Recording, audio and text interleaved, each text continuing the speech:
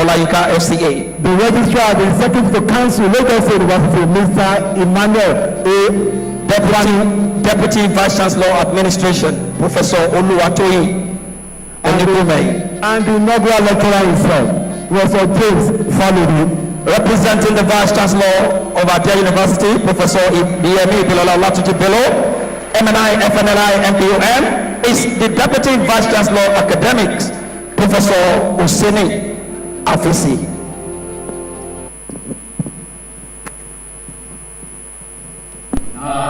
Nigeria, we hail thee, our own dear native land. Though tribe and tongue may differ, in brotherhood we stand.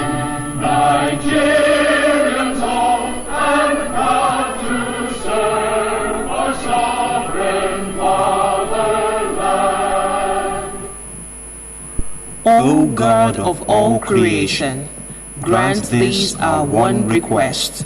Help us to build a nation where no man is oppressed, and so with peace and plenty, Nigeria may be blessed.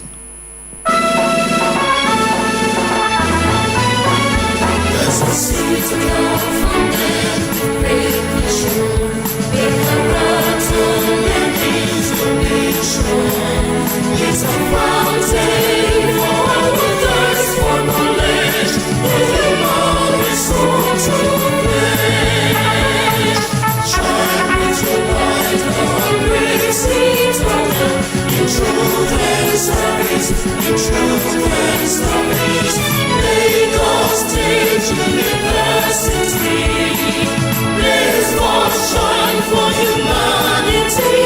Together, lift our banner, joining hands, every thought together, in radiance, so bright in our ways. We are lost soul, and we are great.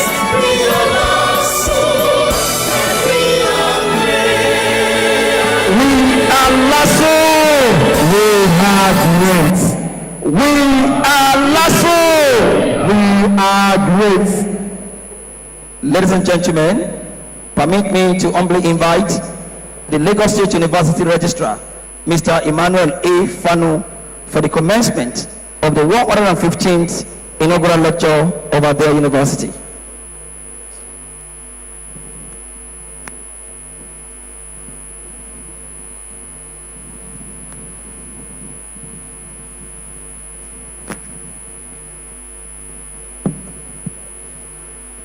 The Vice Chancellor, Professor Ibiyemi Ibilola Olatunji Bello, MNI, NPOM, ably represented here today by the Deputy Vice Chancellor Academics, Professor Oseni Taiwo Afisi, the Deputy Vice Chancellor Administration, Professor Oluwatoyin Ayokunle Enikuomoyin, the University Bursar, Mr. Said Olayinka FCA, the University Librarian, Dr. Mawumi Makinde, members of the 13th Governing Council here present, His Royal Majesty, the Oba Olota of Ota, Professor Abdulkadir Adeyemi Olalenge, Your Royal Majesty, sir. I through you to all other traditional houses or individuals here present, please. Deans, directors, and professors and members of Senate here present, directors of university administrative and service areas here present, past principal officers of this institution here present, Mr. Akinwumi Oladapo Louis, former registrar of this institution, distinguished professors here present, Professor Dapo Ashaju, other members of the university here present, our world-class students. We are LASU, our special guest of the day, gentlemen of the press, distinguished ladies and gentlemen. I am Emmanuel Abiodun Fanu, the registrar and secretary to the governing council of this institution. Ladies and gentlemen, it is my humble pleasure to welcome you to the 115th 115 inaugural lecture of the Lagos State University, which is titled Bespoke Solutions, Reimagining, Refining, and Realigning the Wheels of the Nigerian state. And this is to be delivered by one of our own accomplished professors, Professor ADEWUNMI James Falode.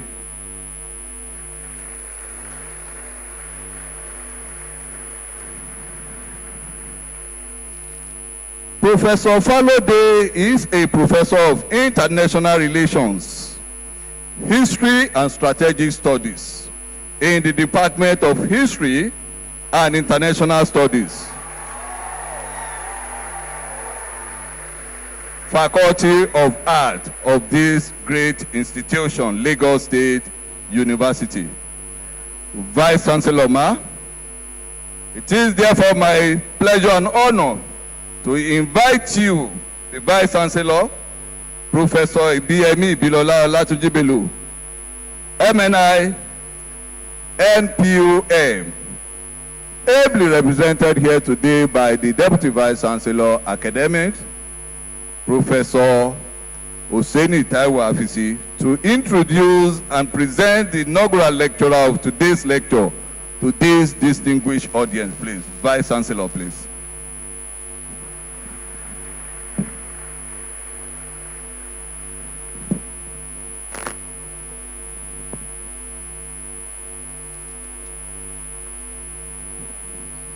Thank you, Registrar.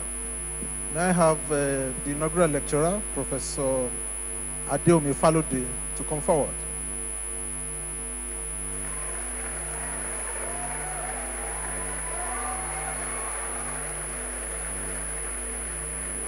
I read the citation of Professor ADEWUNMI James Falode as the 115th inaugural lecturer, Lagos State University.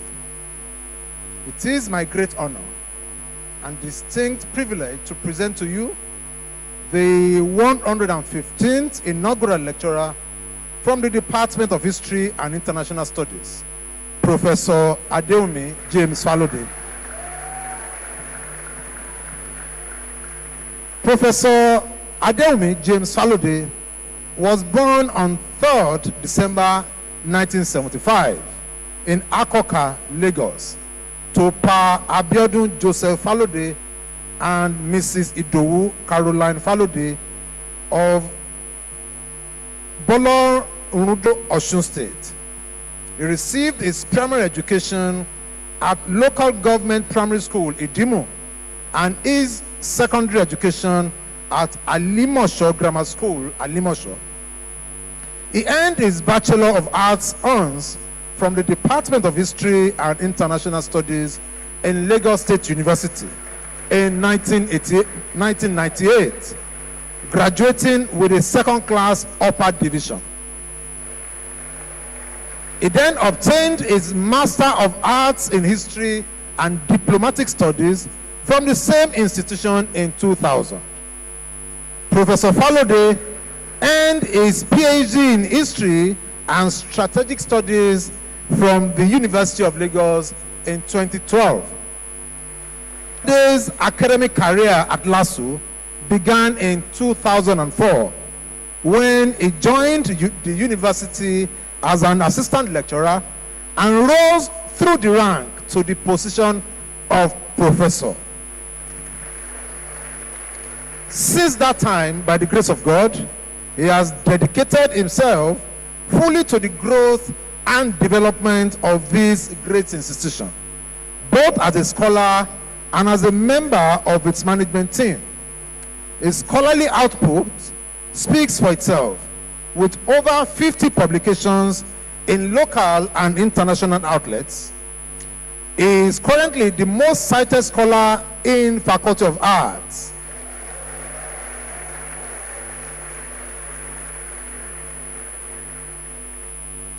Based on Google Scholar metrics, boasting an H index of 11, an AI 10 index of 11, and 406 citations.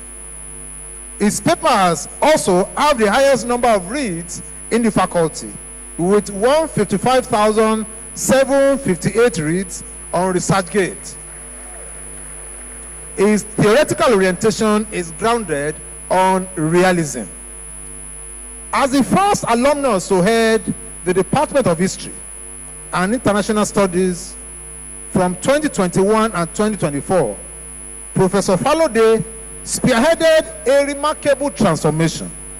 He revived the department's moribund academic journal, last published in 2002, renamed it the LASU Journal of History and International Studies, LAJOHIS, established its online presence and elevated it into one of the most visible and sought-after journals in Nigeria and the global academic ecosystem. He rigorously overhauled the MPhil, PhD, MIRSS, PGD, IRSS, and diploma programs of the department and introduced distinguished and international lecture series and other public lectures, attracting eminent scholars, diplomats, ambassadors, and high-ranking officers, including Professor Toyin Falola, a renowned and distinguished international scholar, and Sir Professor Bolaji Akiyemi, a former Minister of Foreign Affairs to the department. His dedication to mentorship and academic tradition is evident in his supervision of 2 PhD graduates, and the major highlight of his tenure was the department's achievement of full accreditation from the National University Commission, NUC, in 2000. Professor Falode is the first alumnus of the department to deliver an inaugural lecture that we are doing today, and the first alumnus to become a professor of history and international studies in the department. The core of Professor Falode's research lies in the increasingly critical fields of asymmetric warfare, strategic studies, and terrorism studies. His work uniquely blends deep historical perspective with contemporary security dynamics, placing him at the forefront of strategic analysis on insurgency, counter-terrorism, intelligence, and hybrid warfare. Notably, his groundbreaking studies on Nigeria's Boko Haram insurgency have produced new theoretical insights and practical strategies that are now widely referenced in global counter-terrorism discourse. In his current capacity, Professor Falode has the distinct honor of serving as the pioneer director of the Center for Peace and Security Studies, a postgraduate academic center established in August 2024 by the visionary Vice Chancellor, Professor Ibiyemi Ibilola Olatunjibelo, MNI, FNLI, FSP, SP, NPOL. In this foundational role, he has developed a comprehensive interdisciplinary curriculum for the center's 5 programs, He is a fellow of several prestigious bodies, including the Academy of International Affairs and the Institute for Criminology and Strategic Studies. He is a member of multiple scholarly societies and serves as an international consultant and a peer reviewer for leading journals. His influence extends far beyond the classroom. He has served as an internal and external examiner for PhD candidates across the Faculty of Law and the departments of Sociology, Philosophy, Political Science, and Music. Professor Falode is happily married with 3 children. In summary, Professor ADEWUNMI James Falode exemplifies the finest qualities of academic dedication, institutional leadership, and groundbreaking scholarship. His profound contributions to the study of history, security, terrorism, intelligence, and strategic studies not only enrich Lagos State University, but also provide vital, practical insights for addressing some of the most pressing challenges of our time. Ladies and gentlemen, please join me in warmly welcoming a sound researcher and an accomplished academic, the 115th inaugural lecturer, Professor ADEWUNMI James Falode, as he delivers his lecture.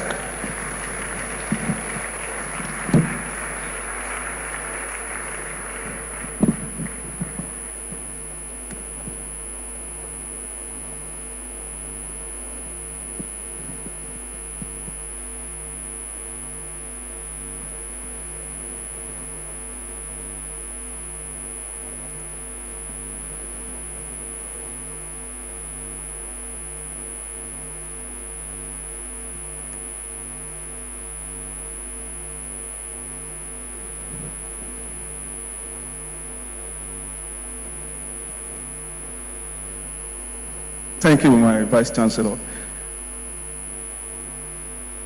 The Vice Chancellor, Deputy Vice Chancellor Academic, Deputy Vice Chancellor Admin, the Registrar, University Librarian, and Bossa, Provost and Deans, distinguished members of Senate, Directors and Heads of Department, distinguished colleagues, staff and students of Lagos State University, revered traditional leaders, family and friends, esteemed guests, gentlemen and ladies of the press, distinguished ladies and gentlemen.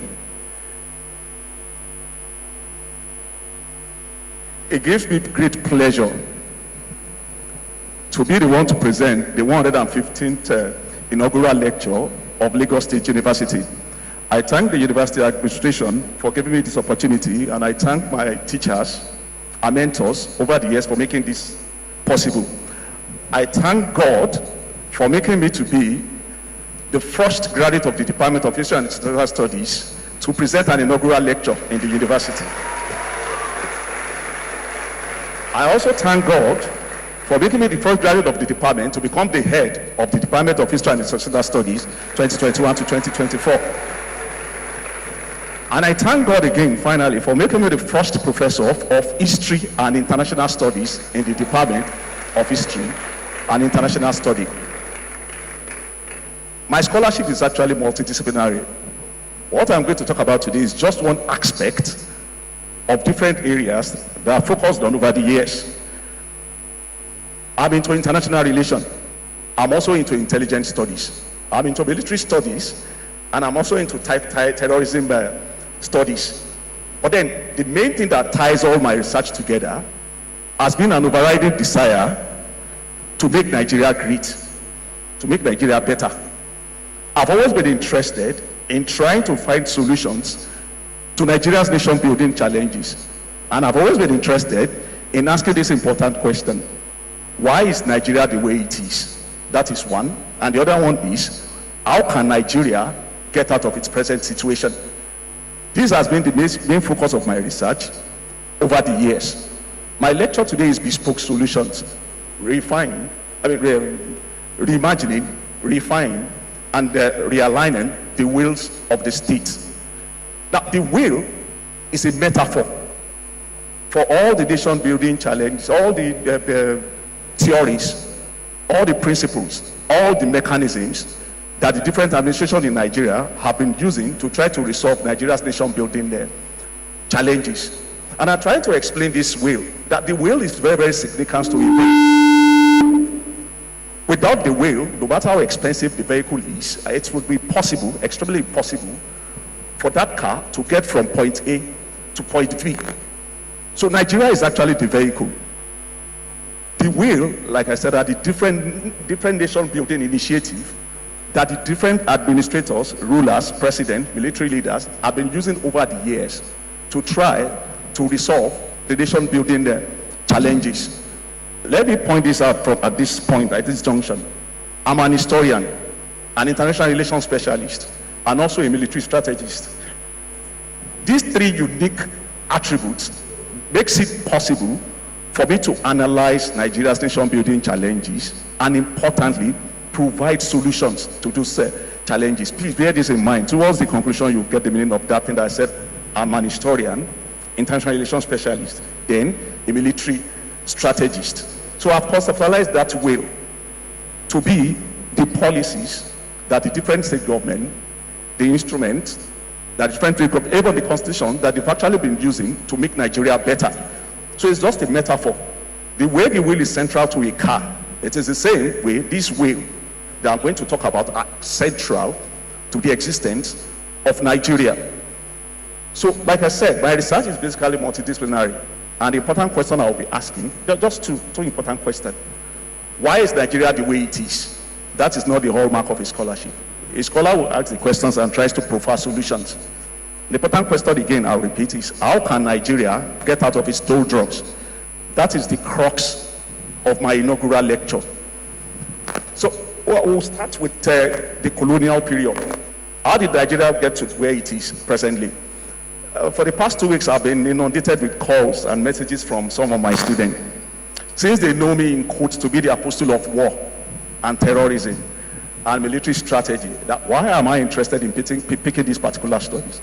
Why am I not interested in trying to explain the banditry, the terrorism, the non-state actor that are almost taking over some regions within Nigeria? And I explained to them simply that those things that they mentioned are simply the symptoms of far deeper malice. It is the root cause that we are now interested in diagnosing.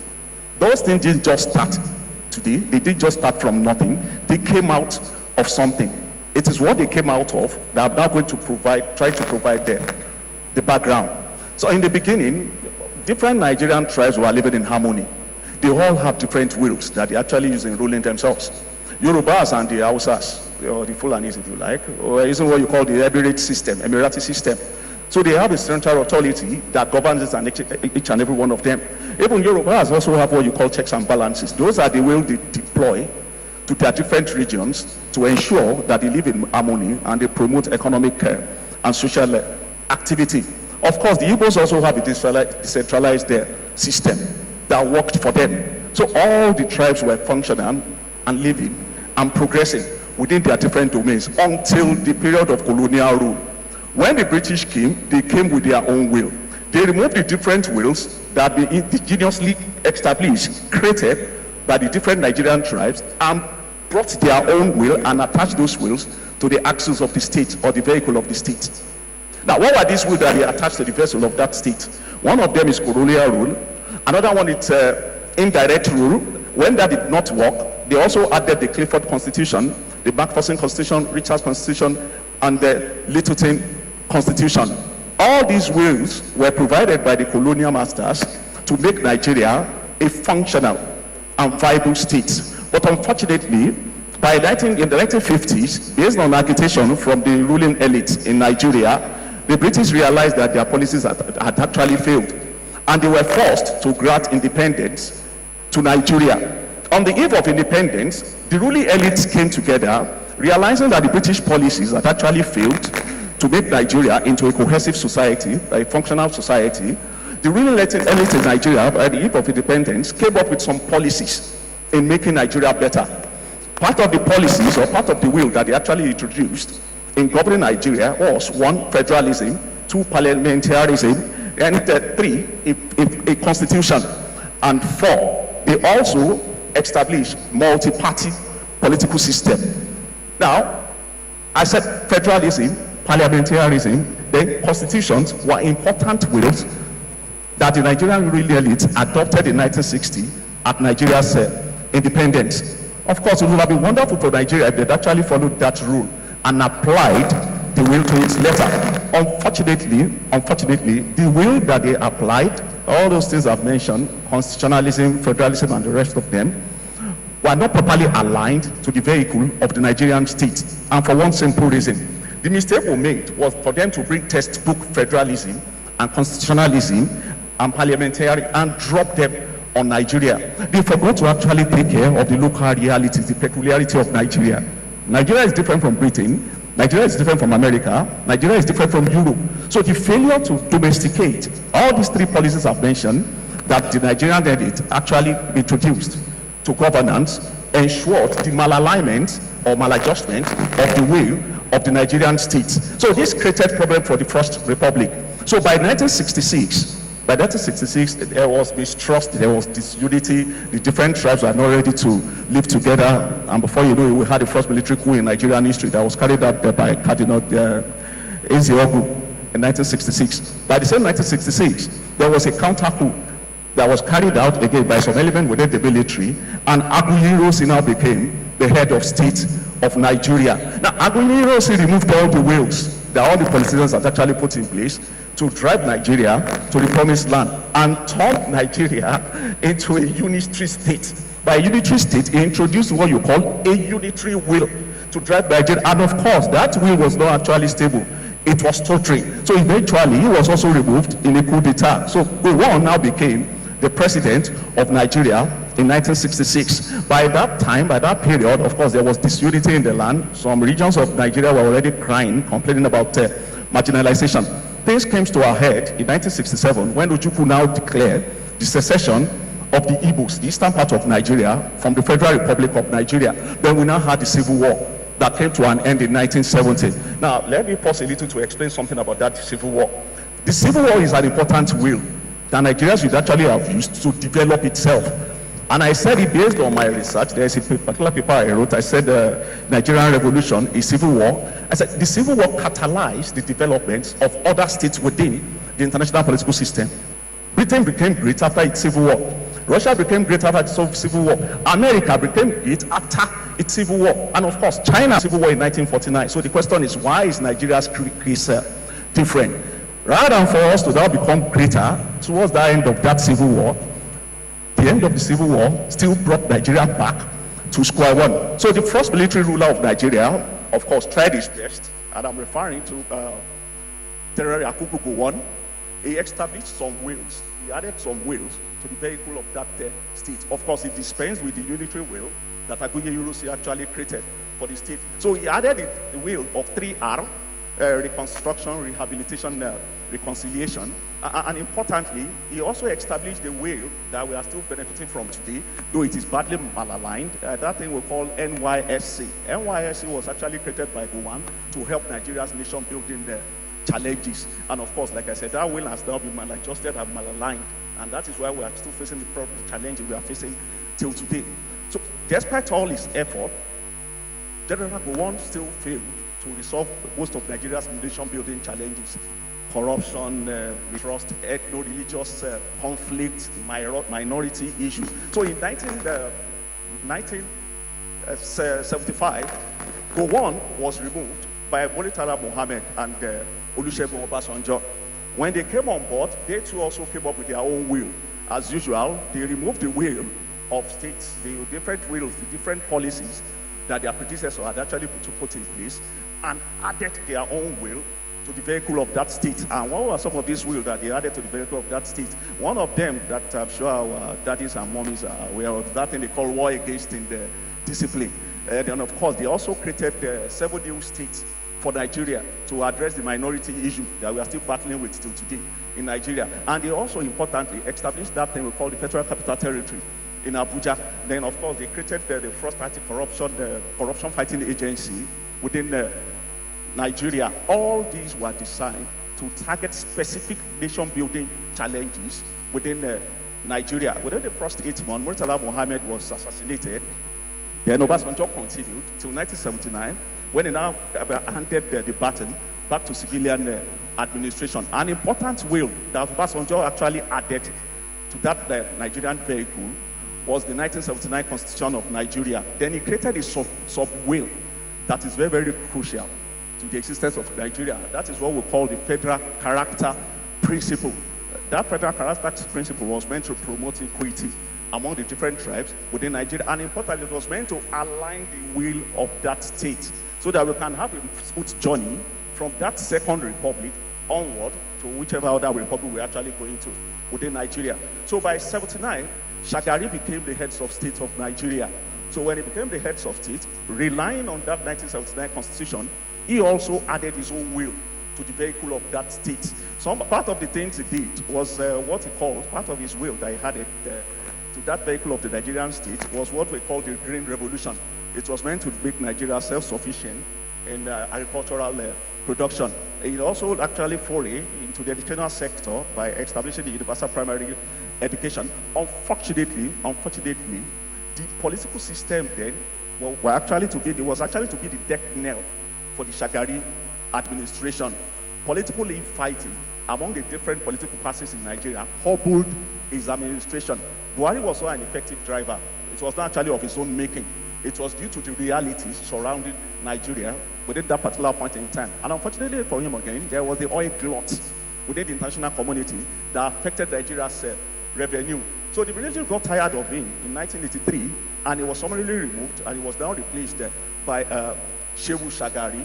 Shehu Shagari took over in 1983, though his administration was short-lived, ended by 1985, but he also, of course, introduced his own wills to drive the state from that present period to the next era, to the next decade.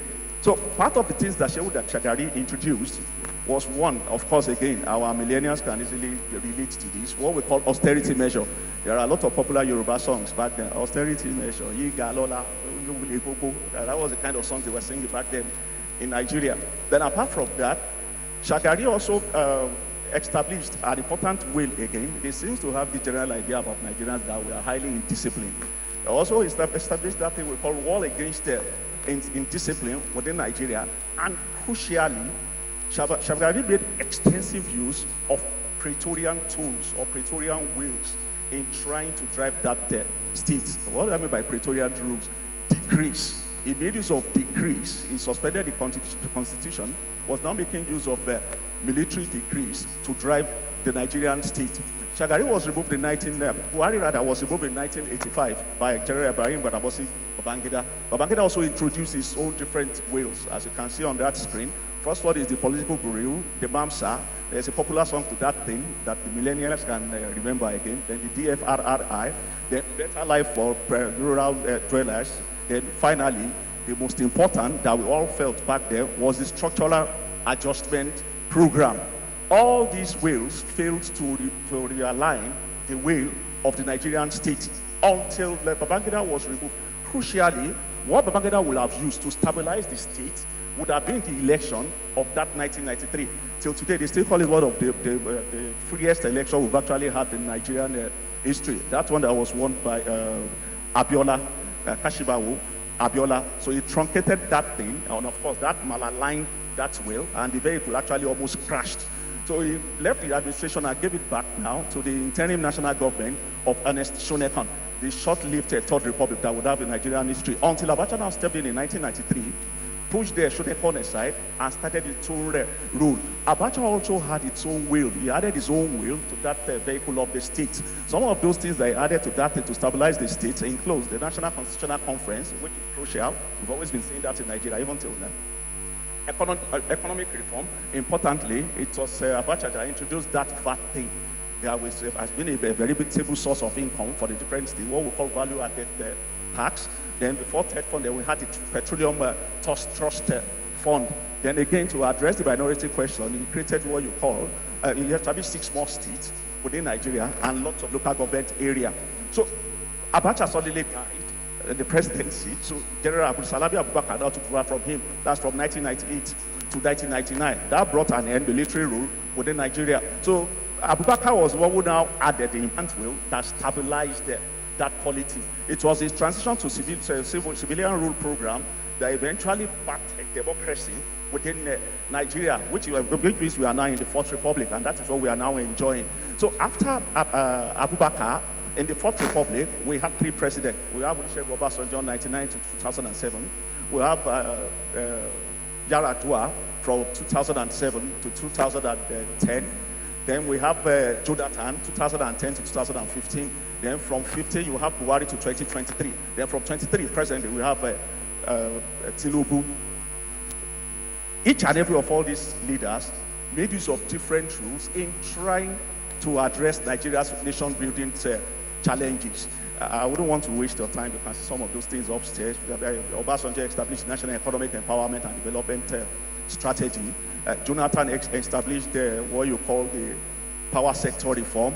Important and enduring legacy of Yar'Adua was the amnesty that gave to the militant in the Niger Delta in 2009. And Buhari also tried the economic recovery and growth plan. That was the situation until 2013 when Tinubu now take over. Tinubu now tried to remove all the previous will, to gauge the tire properly, put the correct proper air pressure in that tire, align the wheel, and ensure that Nigeria is actually able to overcome its nation building challenges. The first wheel that Tinubu actually introduced to that vehicle called Nigeria was the fuel subsidy removal. We were all alive to witness what happened when they removed that thing. And the man said he was actually trying to use that thing to stabilize the economy of the state. Apart from that, he also carried out of reforms in the energy sector. Then, of course, we felt its impact in the educational sector. I mean, students now have access to funds that they can use to carry out their educational activity. And presently, he's also carried out what we're calling directly political restructuring. A far more important will that Tinubu actually added to the state is the 2024 tax reform bill that will kick in 2025 tax reform bill that will kick in 2026. All these measures were actually introduced by the different rulers of Nigeria, in summary, to make Nigeria stable and to make Nigeria better. But unfortunately, they've all failed to achieve their objective. Though Tinubu is still a work in process, so I wouldn't actually say it's actually failed. Most of them have failed to resolve the nation-building challenges afflicting Nigeria till today. At the beginning, we had such things of governance deficit, corruption, problem with revenue derivation. So in the present century, we've added new things to the nation-building challenges we are actually facing within Nigeria. So you have terrorism, you have insurgency, then you have this street phenomenon that they call the unknown government in some part of Nigeria. Then you have the herder-farmer conflict. Those are new nation-building challenges that we are now facing within Nigeria. So the question now is this: how can Nigeria resolve its nation-building challenges? This is the crux of my analysis, my inaugural lecture. Mr. Vice Chancellor, sir, I said at the beginning that I'm a historian first, then an international relations specialist, 2, then a strategist, 3. Now, history gives me the power to look into the past and see what they have actually done in the past. International relations allows me to focus on the present based on the knowledge I picked from history in the past, while strategy allows me to predict and modify the future.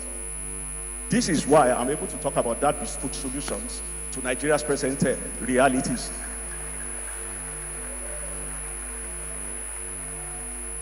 How can Nigeria resolve its nation-building challenges, which is why we are here? I mentioned 3 things.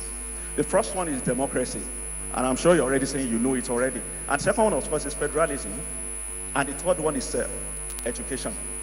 These 3 things, if Nigeria should actually